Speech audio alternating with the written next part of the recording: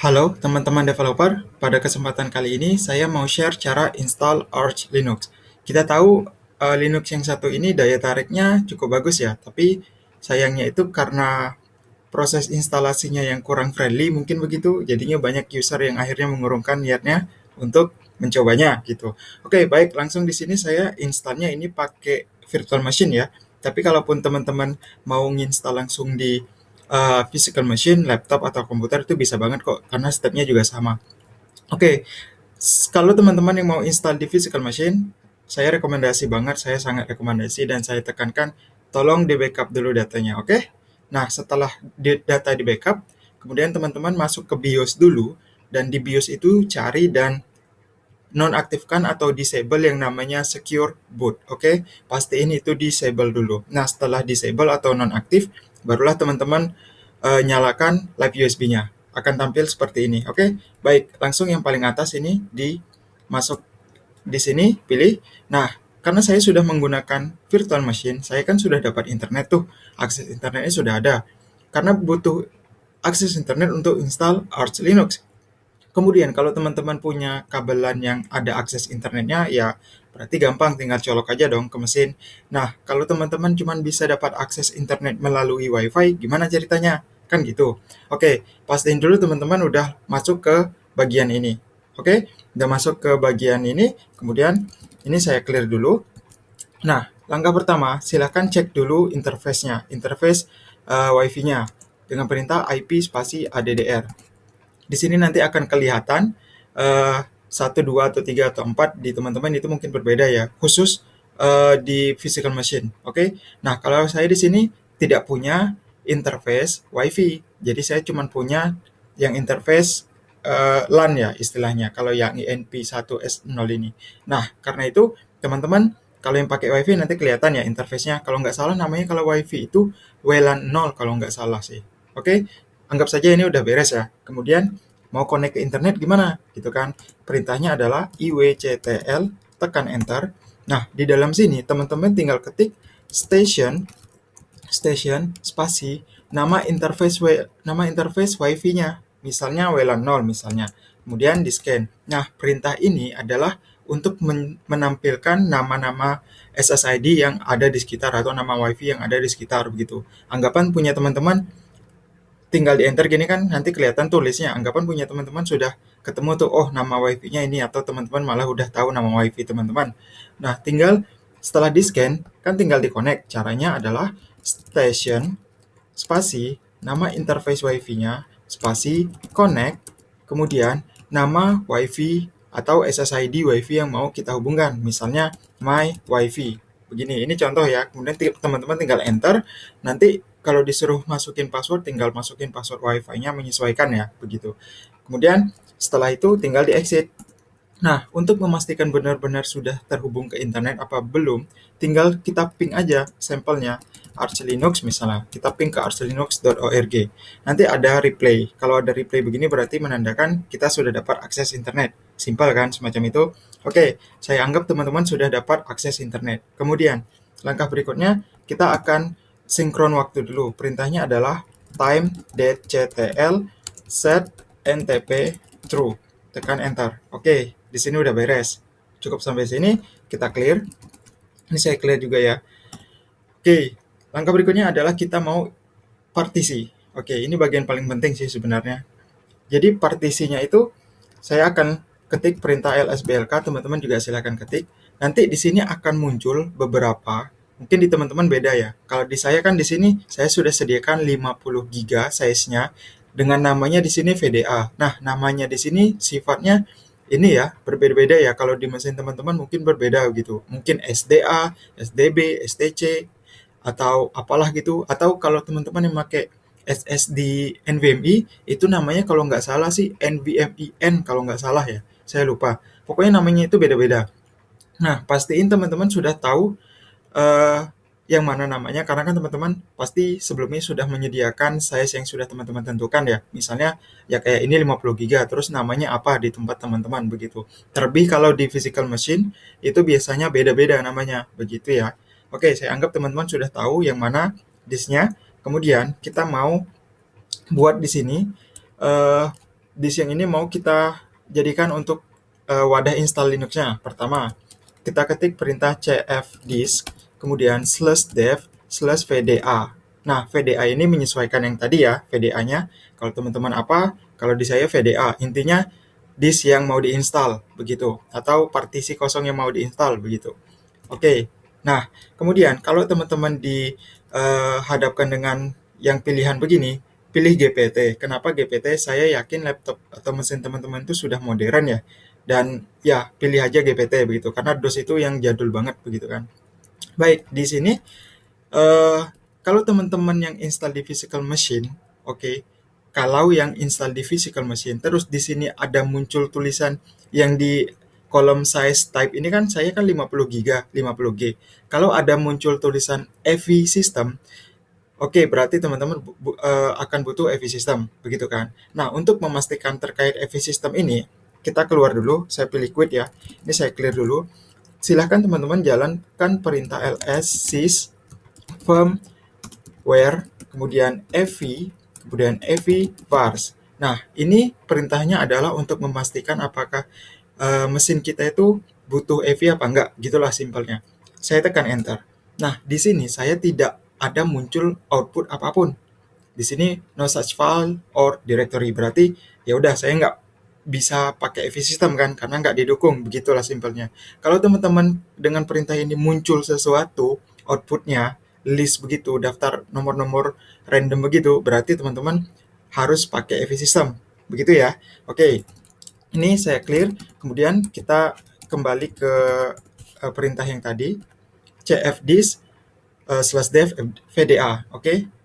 Nah, di sini saya pilih GPT lagi. Kemudian di dalam sini saya misalkan teman-teman di dalam sini ternyata belum ada si EV system misalnya ya.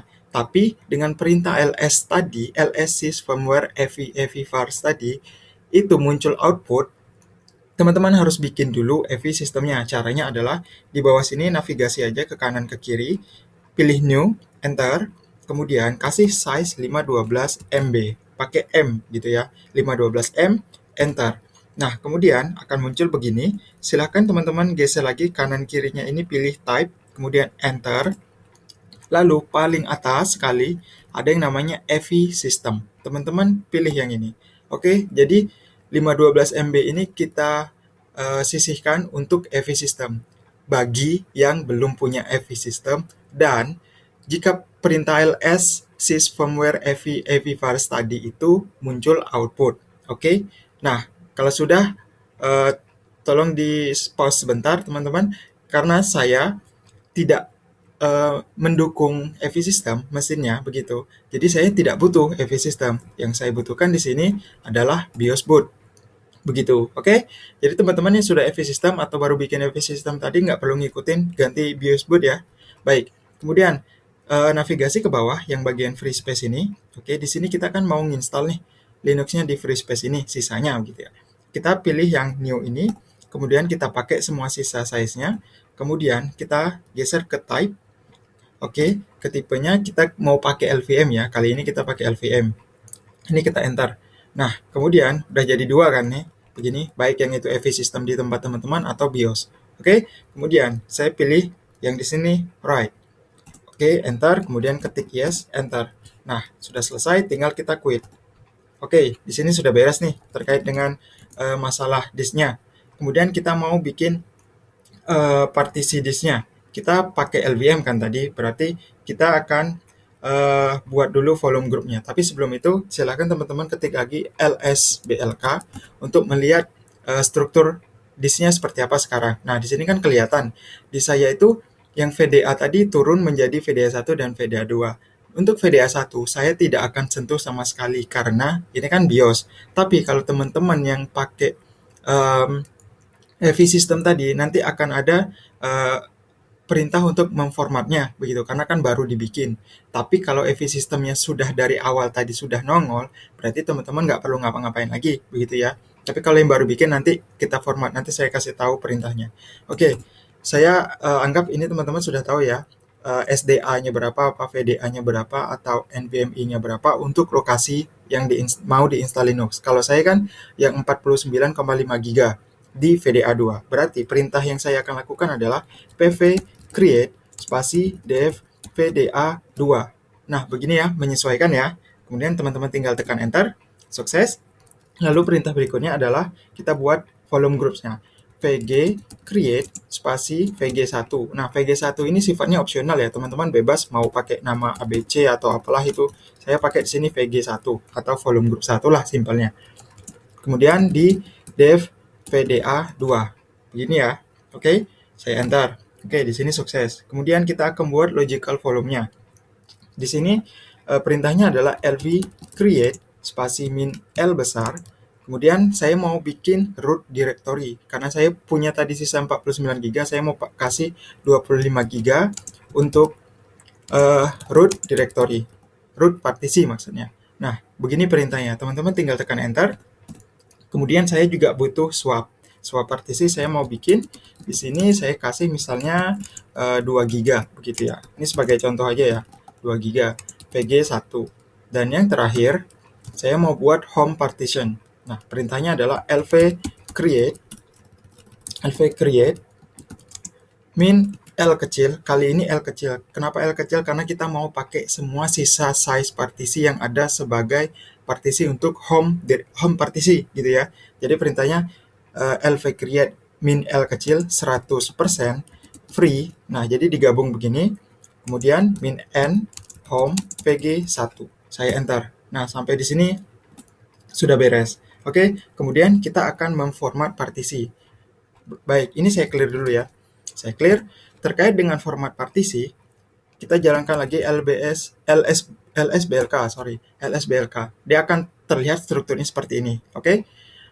Kemudian kita mau format kan. Nah, kalau teman-teman yang tadi di awal waktu CFDIS itu muncul masuk ke dalamnya sudah ada EV system, teman-teman nggak perlu jalankan perintah ini. Tapi kalau teman-teman tadi menjalankan perintah yang ls sys yang ini ya, sebentar, firmware ev parse. Nah, kalau teman-teman tadi menjalankan perintah ls ini terus muncul output dan kemudian di dalam CFDIS tadi, perintah CFDIS tadi belum ada EV system dan baru buat di dalamnya itu, maka jalankan perintah ini. Oke? Ini saya cancel. Perintahnya adalah mkfs.fat spasi min f besar 32 dev VDA1. Kenapa VDA1? Karena 512 GB tadi sudah kita sisihkan kan untuk yang si EV system bagi teman-teman yang baru bikin. Begitu. Karena saya pakai BIOS, saya tidak perlu menjalankan perintah ini. Oke? Ini saya hapus. Baik, kemudian saya anggap teman-teman tadi sudah ini ya menjalankan perintah yang barusan. Kemudian adalah kita akan format partisi root dan home-nya dan juga swap-nya. Perintahnya adalah mkfs. Kita pakai ext4 ya, ext4 aja. Di sini dev vg1 root gitu. Kemudian di sini juga diganti aja dengan home. Oke. Kemudian kalau untuk swap itu perintahnya mkswap dev vg1 swap. Lalu tinggal diaktifkan aja di sini swap on perintahnya. Swap on. Baik, ini saya enter. Nah, begini nggak ada yang error. Oke, jadi proses format partisinya sudah beres nih. Saya clear. Kemudian perintah berikutnya adalah kita mau mounting file systemnya. Nah, yang pertama kita mounting adalah si root dulu. Jadi perintahnya mount dev vg1 root ke mnt. Nah, sampai di sini terkait dengan EV lagi. Oke, ini terkait dengan EV lagi. Kalau teman-teman tadi baru bikin EV-nya itu kan, atau sudah ada EV-nya begitu, silahkan ketik perintah ini mkdir mnt EV. Oke, silahkan ketik perintah ini. Baik teman-teman yang sudah ada EV-nya sebelumnya atau baru bikin di dalam CFDIS. Ketik perintah ini, tekan enter. Kemudian, setelah itu, barulah teman-teman jalankan perintah mount dev VDA1, anggapan VDA1 ya, atau menyesuaikan ya. Kemudian spasi /mnt/ev. Seperti ini, oke? Ini menyesuaikan. Oke, saya anggap teman-teman sudah mengerti dan sudah menjalankan perintah ini, tekan enter aja. Kemudian ini saya hapus ya. Ini saya hapus. Saya akan menjalankan perintah berikutnya, yaitu untuk root dan untuk home dan juga Ya, untuk home aja, untuk home. Karena root ini sudah ya, sudah di atas ternyata. Kita butuh yang home, berarti mkdir mnt home. Begini. Kemudian tinggal kita mount dvg1 home ke mnt home. Begini. Oke? Yang swap tidak kita sentuh. Oke? Kemudian, sampai di sini kita sudah mounting, sudah selesai nih. Adalah berikutnya itu, kita install aja package-nya. Begitu. Nah, package yang akan kita install diantaranya dengan perintah pacstrap itu diantaranya adalah bash default, kemudian ada sudo, ada nano, ada v, ada git, terus lvm2 ini yang paling penting karena kita kan pakai logical volume ya. Kemudian ada dh client, ada dhcp, dhcpcd, linux tentunya linux firmware, kemudian juga mkinit cpio, kemudian iwd, iw, lalu ada WPA suplikan, juga ada dialog, ada netctl, ada if plug d. Nah, seperti ini. Ini tekan enter saja. Kemudian dia akan sinkron dulu. Nah, akan mendownload lebih kurang itu size-nya 500-an MB. Jadi, sampai di sini teman-teman tinggal tunggu aja proses download dan install package-nya selesai ya. Di sini saya akan pause dulu videonya hingga proses ini selesai.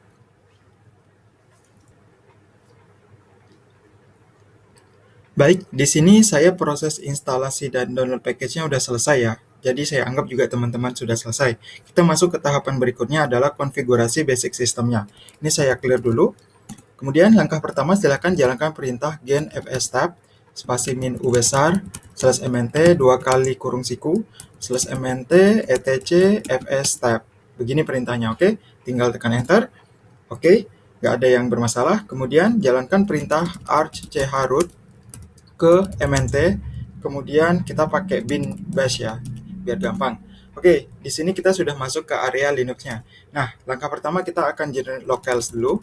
Local gen, kemudian kelar. Kemudian kita akan edit dengan perintah nano etc local gen.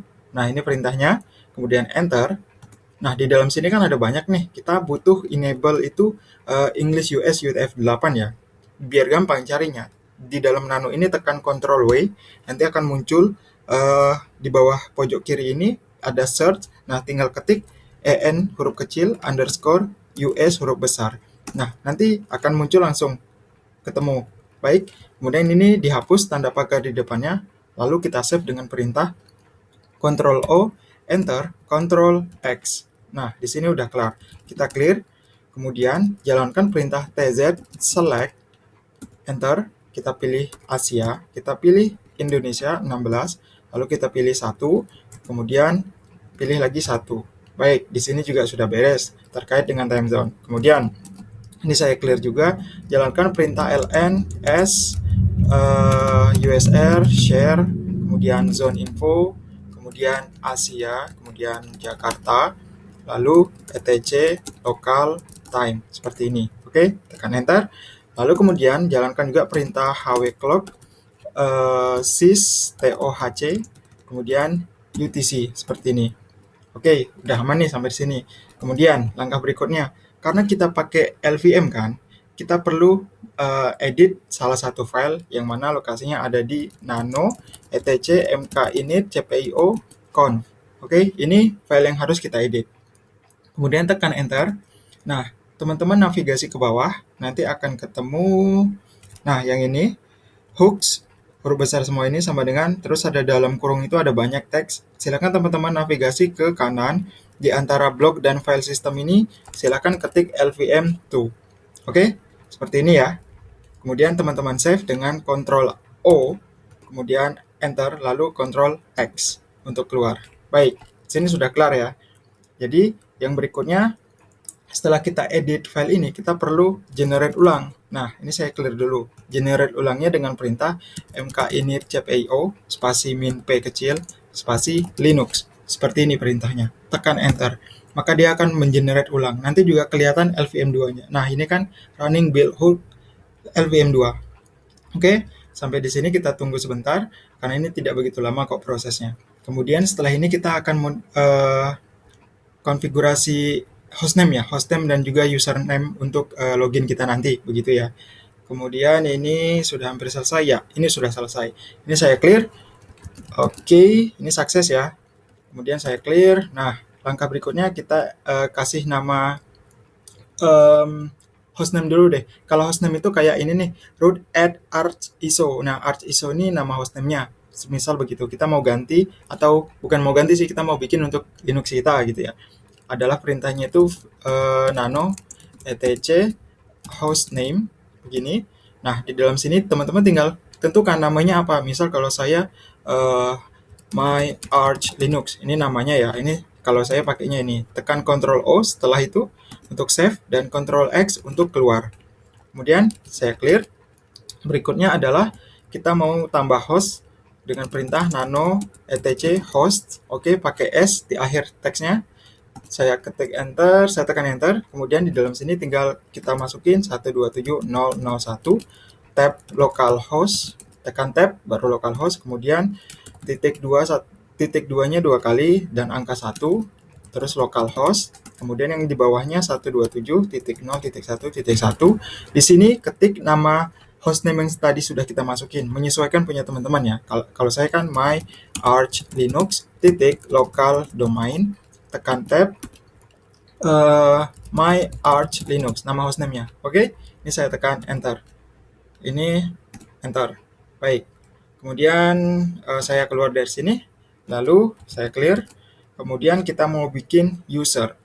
Baik, bikin usernya dengan perintah user add. Kita mau langsung tambah di grup itu. Grupnya adalah will, kemudian audio, ada juga video. Kemudian kita tambahkan option M untuk bikin home directory-nya dan nama usernya apa. Teman-teman tinggal ketik di sini. Nah, saya pakai dev activity untuk nama usernya. Kemudian saya enter. Kemudian kita juga perlu ngasih password kan. Nah, password untuk user kita ini kita tentukan bisa dengan perintah passwd spasi dev activity spasi nama usernya begitu, tekan enter. Nah, di sini teman-teman tinggal ketik aja. Nah, kalau teman-teman ketik di sini tidak ada muncul karakter ya, karena memang begitu. Kalaupun memang teman-teman nggak yakin, silahkan Ctrl C aja, terus ulangi password spasi nama user. Oke, ini saya enter, kemudian saya ulangi, password yang saya masukkan, baik, di sini sudah sukses. Kemudian kita juga perlu memberi password untuk root usernya. Perintahnya adalah sama password, tapi tanpa embel-embel di belakangnya, langsung enter saja. Nah, di sini tentukan password untuk root. Ingat, password untuk root ini harus diingat ya, jangan sampai lupa, karena kalau lupa bisa repot nantinya begitu, karena root ini sumber kekuatan Linux-nya begitu ya. Oke, di sini sudah kelar. Kemudian berikutnya kita ketik perintah editor. Di sini sama dengan nano, kemudian vsudo.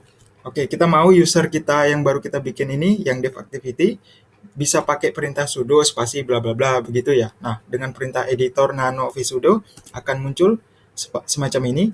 Teman-teman tinggal navigasi ke bawah, terus ke bawah, nanti akan muncul di bagian user privilege specification ini. Nah, terus teman-teman di bagian sini, yang ini, tinggal dihapus pagarnya di depan. Oke? Di sini. Kemudian, di sini kita save, Ctrl O, Enter, dan juga keluar Ctrl X. Oke, udah selesai di sini. Baik, langkah terakhir. Kita akan install group. Ya, saya masih pakai group ya. Saya tidak pakai sistem D, nggak tahu karena mungkin saya masih familiar banget lah dengan grup gitu. Baik, langkah pertama. Ini saya tekankan khusus untuk yang pakai EV system. Oke, perintah mau meyakinkan lagi nih, lsblk aja perintahnya jalankan, nanti kelihatan. Oke, EV systemnya punya teman-teman tadi. Kalau saya kan pakai BIOS yang tadi itu ya. Nah, kalau teman-teman pakai EV system tadi cukup diingat aja yang berdasarkan perintah ls sys firmware ev-vars itu sih sebenarnya. Oke, saya anggap teman-teman sudah mengerti. Perintahnya adalah teman-teman install dulu pacman spasi min s besar group dan ev boot mgr. Ini khusus teman-teman yang pakai EV system. Oke, saya tekankan khusus teman-teman yang pakai EV system. Silahkan diinstal ini. Oke, kalau teman-teman yang tidak pakai EV system, EV boot mgr-nya dihapus. Jadi cukup grup saja yang diinstal. Oke? Nah, itu tinggal teman-teman install dan tunggu hingga selesai prosesnya. Ini sebentar doang. Baik, sampai di sini selesai. Kemudian, ini saya clear. Teman-teman yang pakai EV system lagi, saya tekankan lagi, yang pakai EV System, jalankan perintah ini. Group install target x86 underscore 64 minus ev spasi ev directory sama dengan slash ev slash spasi minus minus bootloader minus id sama dengan arch group. Nah, kalau yang arch group ini sifatnya opsional. Oke, bebas mau apa teksnya yang teman-teman ketik. Nah, ini khusus perintah yang ini, saya tekankan lagi. Perintah yang ini khusus untuk yang pakai EV system. Oke? Khusus yang pakai EV system. Kemudian, teman-teman tinggal tekan enter. Nah, tunggu sampai selesai. Kalau di sini, saya kan tidak pakai EV system. Jadi, perintahnya saya ganti. Saya ganti dengan khusus teman-teman yang juga tidak pakai EV system, itu adalah perintahnya di sini diganti i386 minus pc spasi dev vda seperti ini. Oke, nah ini nggak ada bermasalah, no error report, berarti aman. Kemudian langkah terakhir nih, langkah terakhirnya adalah kita akan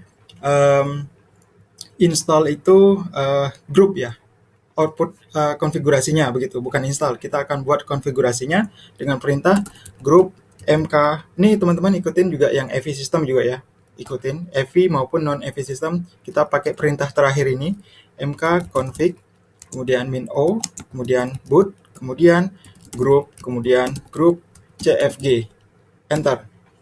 Nah, ini tinggal kita tunggu sebentar. Ini nggak begitu lama kok. Oke, sampai di sini done.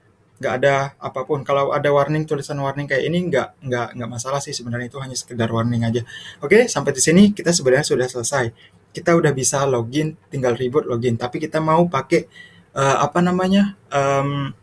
GUI ya. Kita mau kasih GUI. Nah, di sini sampel saya akan pakai yang namanya itu Genome. Oke, ini hanya opsional. Tapi kalau teman-teman nggak mau pakai Genome, silakan sebelum install ini harusnya sih teman-teman udah tahu dulu mau install pakai GUI-nya apa gitu, desktop environment maksudnya begitu ya. Saya pakai Genome. Perintahnya adalah pacman min s xorg, kemudian juga Genome seperti ini, oke?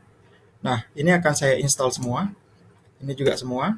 Kemudian ini defaultnya 1, kemudian juga ini 1, lalu ini juga 1.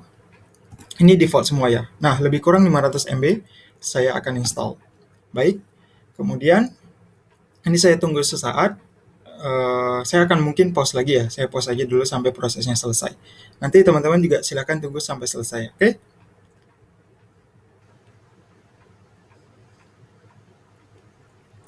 Baik, di sini proses install Genome-nya udah beres ya. Di saya anggap juga teman-teman sudah beres proses instalasinya. Kemudian ada 2 package tambahan. Ini saya clear dulu. Saya clear package tambahan aja sih sebenarnya. Perintahnya adalah pacman min s neo fetch dan juga genome tweaks. Oke, ini kecil banget kok package-nya. Oke, ini tekan Y, enter. Oke, sudah kelar. Jadi di sini kita sudah beres. Kita langkah berikutnya adalah tinggal kita restart. Kita pertama perintahnya adalah sebelum restart itu exit karena kita masih di Ciharut. Oke, setelah exit teman-teman tinggal jalankan perintah reboot. Oke, seperti ini, enter. Maka proses restart komputer virtual machine-nya akan berjalan.